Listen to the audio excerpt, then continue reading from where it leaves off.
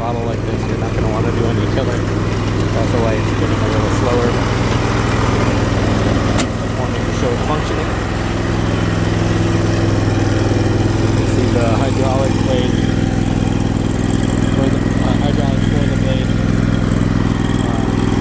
Nothing's leaking. Shut this off quick.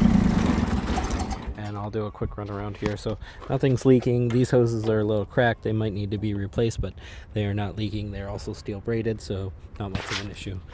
These hoses were replaced right before I got it, and in really good condition. The blade could probably use another one of the skids on it, but it seems to work pretty well even regardless. So okay. You want to take a look at the motor here. It is the Vanguard 23 horsepower V twin. The choke is right here on this motor. It is not hooked up to the factory choke. I'm sure you could probably do that fairly easily. Here is the choke cable going to the mount here.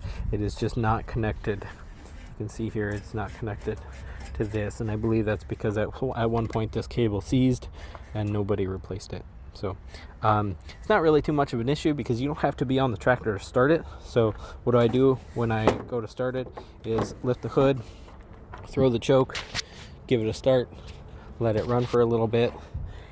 It's an old tractor, it's got to warm up anyways. And you just throw the choke off after it's nice and warm, maybe 30 seconds to a minute. Drop the hood, you're ready to go. It runs for about 5 minutes or so.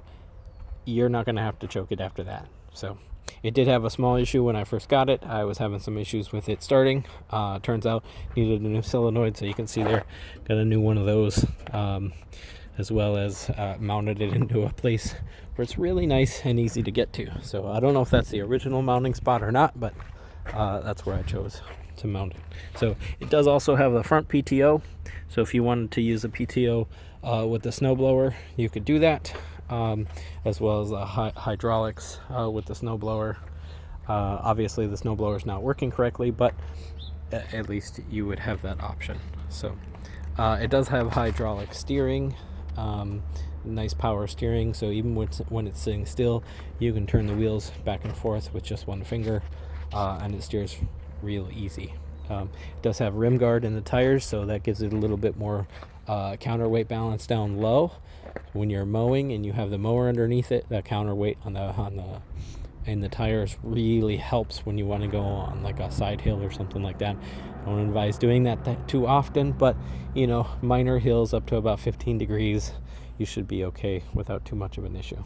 So if you have any questions, let me know. You can see here on the clock we've got 2,800, about 24 and a half hours. I believe the motor was replaced at the 1900 mark, right before the guy who owned it before me bought it.